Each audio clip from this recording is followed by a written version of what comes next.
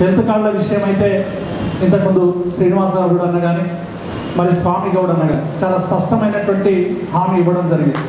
తప్పకుండా ఉస్మానియా యూనివర్సిటీ ఉద్యోగులకు అందరికీ కూడా హెల్త్ కార్డు అనేటువంటిది తప్పకుండా రావాలి అనేటువంటి ఒక ఈ విషయాన్ని కాలంగా మనోహర్ గారు మరి అనేక మంది ఉస్మానియా యూనివర్సిటీకి సంబంధించినటువంటి నేతలందరూ కూడా ఈ విషయాన్ని మా దృష్టికి తీసుకొచ్చినప్పుడు వెంటనే ప్రభుత్వ ప్రధాన కార్యదర్శికి అలాగే హెల్త్ కార్డు చూస్తున్నటువంటి హెల్త్ ప్రిన్సిపల్ సెక్రటరీ కూడా మేము సవివరంగా మరి నోట్ ఇవ్వడం జరిగింది. దానికి మరి ప్రభుత్వం ఒక 2 సూచనలు చేసింది. ఆ సూచనలు కూడా నేను మనోహర్ గారికి చెప్పడం జరిగింది. ఎందుకంటే ఇప్పుడు ఇస్తున్నటువంటి హెల్త్ కార్డులు కాంట్రిబ్యూషన్ సిస్టమ్ మీద వస్తున్నటువంటి హెల్త్ కార్డులు కాబట్టి ఎవరైతే ఉద్యోగులు ఈ హెల్త్ కార్డ్ సిస్టంలో చేరబోతా ఉన్నారో కాంట్రిబ్యూషన్ చేయబోతా ఉన్నారో వారికి సంబంధించినటువంటి డిడక్షన్ బాధ్యత వైస్ ఛాన్సలర్ గారు మేము తీసుకుంటాం. మా యూనివర్సిటీకి సంబంధించినటువంటి ఉద్యోగుల కాంట్రిబ్యూషన్ అంతా కూడా మేము పేమెంట్ చేస్తామనేటువంటి ఒక కాన్సెంట్ను రాష్ట్ర ప్రభుత్వ ప్రధాన కార్యదర్శి గారికి పంపించాల్సిందిగా నేను మనోహర్ గారికి మరి మొన్న ప్రిన్సిపల్ సెక్రటరీ రత్నకిషోర్తో మాట్లాడిన తర్వాత వారికి చెప్పడం జరిగింది. త్వరలోనే మీరు ఎందుకంటే మాకేమో చాలా మంది ఉద్యోగులకి గెస్టెడ్ అధికారులకి మిగతా ఉద్యోగులకు అందరికీ కూడా 010కి సంబంధించినటువంటి రిలేషన్ ఉండడం వల్ల డిటిఓలు treasury department pay and accounts అనేటువంటి సంస్థలు ఉంటాయి కాబట్టి డిడక్షన్ బాధ్యతలు తీసుకుంటాయి. మరి ఇటువంటి pay and accounts director of ట్రెజరీస్కి సంబంధం లేనటువంటి డిపార్ట్మెంట్లకు సంబంధించినటువంటి కాంట్రిబ్యూషన్కు సంబంధించినటువంటి కాన్సెంట్ ఇవ్వాల్సిందిగా మరి వెంటనే పంపించాల్సిందిగా నేను మనోహర్ గారికి విజ్ఞప్తి చేస్తా ఉన్నాను. తప్పకుండా హెల్త్ కార్డు విషయంలో మరి స్వామి గౌడ్ అన్న ఇచ్చినటువంటి హామీ, శ్రీనివాస్ గౌడ్ ఇచ్చినటువంటి హామీ, మొత్తంగా తెలంగాణ జాయింట్ యాక్షన్ కమిటీ మీ పట్ల తప్పకుండా ఈ కార్డు ఇప్పించడానికి మా కృషి తప్పకుండా చేస్తాం. తప్పకుండా కార్డు వస్తుందనేటువంటి విశ్వాసాన్ని కూడా నేను వ్యక్తం చేస్తా ఉన్నా. రెండవది టైం స్కేల్కి సంబంధించి ఈరోజు రాష్ట్రంలో ఉన్నటువంటి పరిస్థితి మీకు తెలుసు. వెంటనే దీని మీద ఇది రెగ్యులర్ అయిపోతుంది అనేటువంటి విషయం చెప్పలేనటువంటి ఒక అనివార్య పరిస్థితి. ఎందుకంటే సమైక్యాంధ్ర ప్రభుత్వంలో మొత్తంగా ఉద్యోగుల మీద ప్రభుత్వం చూపిస్తున్నటువంటి తీరు, ఈరోజు రాష్ట్రంలో పనిచేస్తున్నటువంటి కాంట్రాక్ట్ ఉద్యోగుల పట్ల, పార్ట్ టైం కాంటిజెంట్ ఉద్యోగుల పట్ల, ఎన్ఎంఆర్ పట్ల, అవుట్ సోర్సింగ్ ఉద్యోగుల పట్ల రాష్ట్ర ప్రభుత్వం పూర్తిగా నిర్లక్ష్యం వహిస్తూ దాదాపు 2 లక్షల మంది ఉద్యోగుల్ని ఈరోజు వెట్టి చాకిరీ చేయించుకుంటూ సరైనటువంటి వేతనాలు ఇవ్వకుండా వాళ్ళందరినీ కూడా ఒక బానిస బతికేలాగా ఈరోజు రాష్ట్ర ప్రభుత్వం వేధిస్తూ ఉంటారు. కాబట్టి ఇంతకుముందు పెద్దలు మల్లేశం గారు ఒక మంచి మాట చెప్పారు ఆర్ట్స్ కళాశాల అధ్యాపకులు. ఎందుకంటే ప్రతి సమస్యకు సమాధానం తెలంగాణలో వెతుక్కోవడం కాదు, తెలంగాణ వచ్చే వరకు ఆ సమస్య పరిష్కారం కోసం ఉద్యమించడమే ఈరోజు ఉద్యోగ సంఘాల ముందు ఉన్నటువంటి ప్రధాన కర్తవ్యం అనేటువంటి విషయాన్ని కూడా నేను ఈ సందర్భంగా మనవి చేస్తా ఉన్నాను. అన్నిటికీ జిందా తిల్స్మాత్ అన్నట్టు ఏదైనా మనం ఏ సమస్య వచ్చినా ఈ సమస్య ఇప్పుడు తెలంగాణ వచ్చేదాకా మాట్లాడడం అంటే అది తప్పించుకొని పోవడమే అనేటువంటి విషయాన్ని కూడా నేను ఈ సందర్భంగా మనవి చేస్తా ఉన్నాను. సమస్యల కోసం కొట్లాడుదాం, కలబడదాం. ఒకవేళ ఆ సమస్య పరిష్కారం కాకుంటే తప్పకుండా సమైక్యాంధ్ర పాలన విధ్వంసం తర్వాత ఆ సమస్యను సాధించుకుందామనేటువంటి ఒక ఆత్మవిశ్వాసాన్ని ఈరోజు ఉద్యోగులు కలిగి ఉండాల్సిందిగా నేను మీ అందరికీ కూడా పేరు పేరున విజ్ఞప్తి చేస్తా ఉన్నాను. టైం స్కేల్కు సంబంధించి కూడా మీరు ఇప్పటికే వీసీ గారు ప్రభుత్వానికి లేఖ రాశారు. ఆర్థికపరమైనటువంటి భారం లేదు కాబట్టి తప్పకుండా, ఎందుకంటే తెలంగాణ జాయింట్ యాక్షన్ కమిటీ మరి త్వరలోనే గతంలోనే రాష్ట్ర ప్రభుత్వానికి నోటీస్ ఇవ్వడం జరిగింది.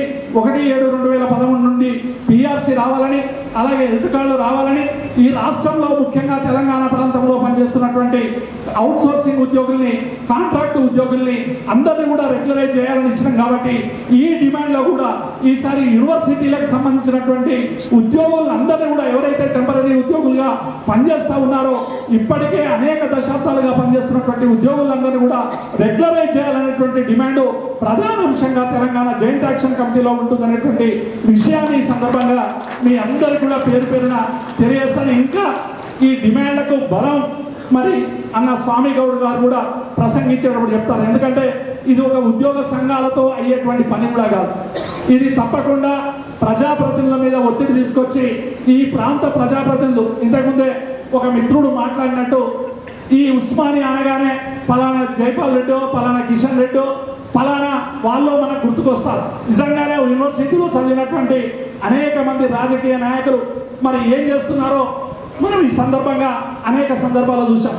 కానీ ఇదే ఉస్మానియా యూనివర్సిటీ గడ్డలో పోరాటాలే ఊపిరిగా జార్జ్ రెడ్డి కానీ, జంపాల ప్రసాద్ కానీ, సంతోష్ రెడ్డి కానీ అనేక మంది యువనేతలు ఈ రాష్ట్రంలో ఉన్నటువంటి వివక్ష పోవాలని ఎదురు తిరిగి నేల కొరిగినటువంటి ఎంతో మంది బిడ్డలు అన్నటువంటి ఉస్మానియా యూనివర్సిటీ తప్పకుండా పోరాటాల ద్వారా మన సమస్యల్ని మనం పరిష్కరించుకుంటామని ఒక గుండె నిబ్బరాన్ని ఈరోజు పెంచుకోవాల్సినటువంటి అవసరం ఉందని నేను ఈ సందర్భంగా మనవి చేస్తా ఉన్నాను. ఎందుకంటే యూనివర్సిటీలో చదివినటువంటి అనేక మంది మరి రాజకీయ నాయకులు ఈరోజు మన యూనివర్సిటీకి ఏం చేస్తున్నారు అనేటువంటి ప్రశ్న కంటే కూడా ఆ రాజకీయ నాయకుల మీద ఒత్తిడి తీసుకొచ్చి రేపు జరగబోయేటువంటి తెలంగాణ ఉద్యమంలో వాళ్ళందరినీ కూడా తెలంగాణ ప్రజా ఉద్యమంలోకి లాగడం ఈరోజు ముఖ్యంగా ఉస్మానియా యూనివర్సిటీలో ఉన్నటువంటి ఉద్యోగుల మీద ఉంటుందని నేను ఈ సందర్భంగా మీ అందరూ కూడా పేరు పేరున మనవి చేస్తా ఉన్నాను. అలాగే స్వామి గౌడ్ గారి గురించి అనేక మంది మరి ఈరోజు మాట్లాడడం జరిగింది.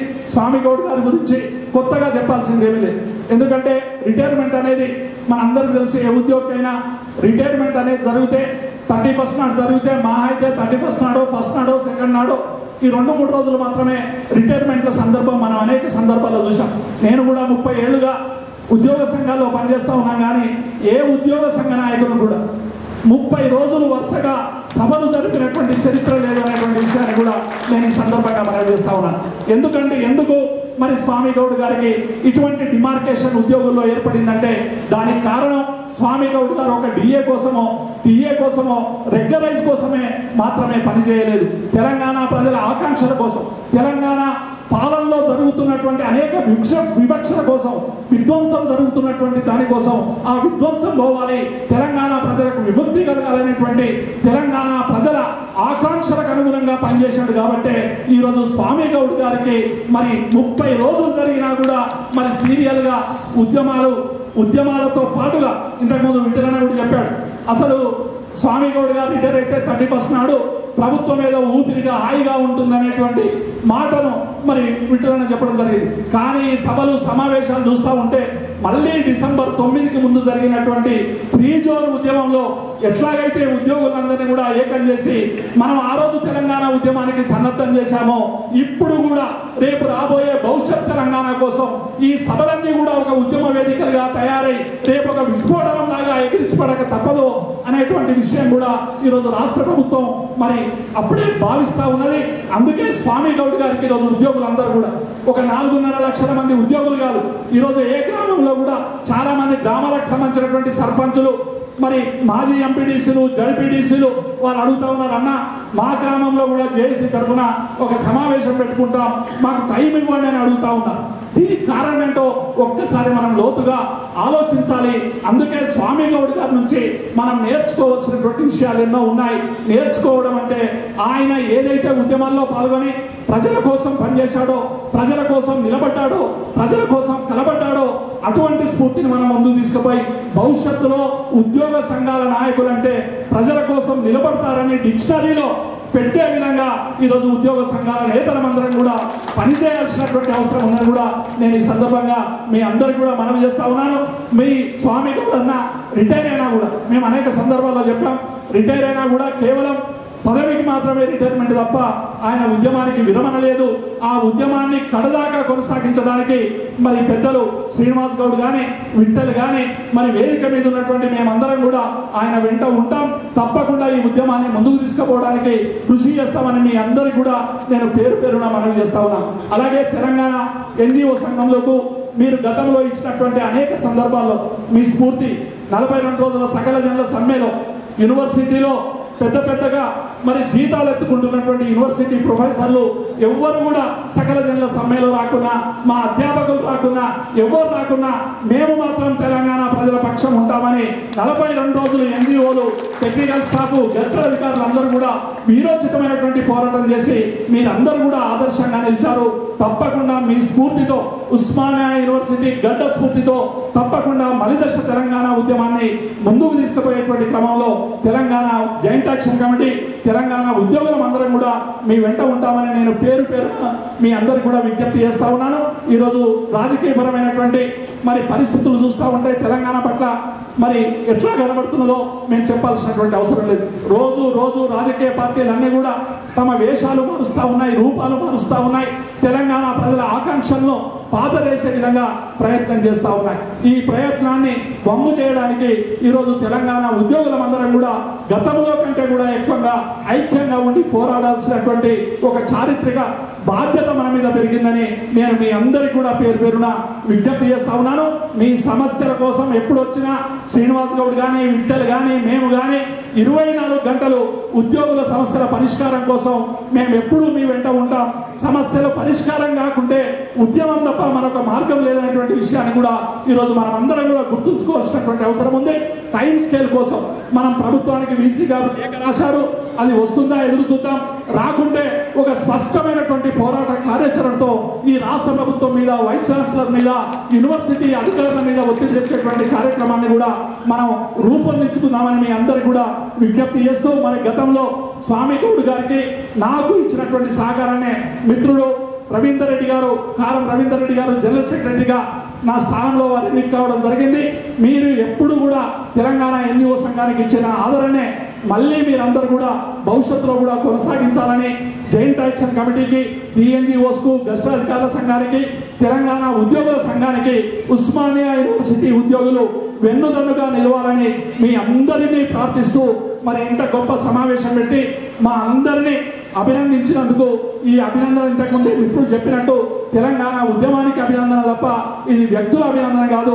మనం చేసినటువంటి పనులే మనల్ని చరిత్రలో ఉండేటట్టు చేస్తాయి తప్ప ఇంకొకటి కాదనేటువంటి విషయాన్ని మీకు ఈ సందర్భంగా మనవి చేస్తూ, మీరు ఇచ్చినటువంటి ఈ స్ఫూర్తి తప్పకుండా భవిష్యత్తులో జరిగేటువంటి అన్ని ఉద్యమాలకు ఊపిరిగా ఉంటుందని మరొకసారి మనవి చేస్తూ, మరి మనోహర్ గారికి, మిత్రులకు అందరికీ పేరు పేరున ఉద్యమాభినందనలతో ముగిస్తా ఉన్నాను. Thank you. జై తెలంగాణ.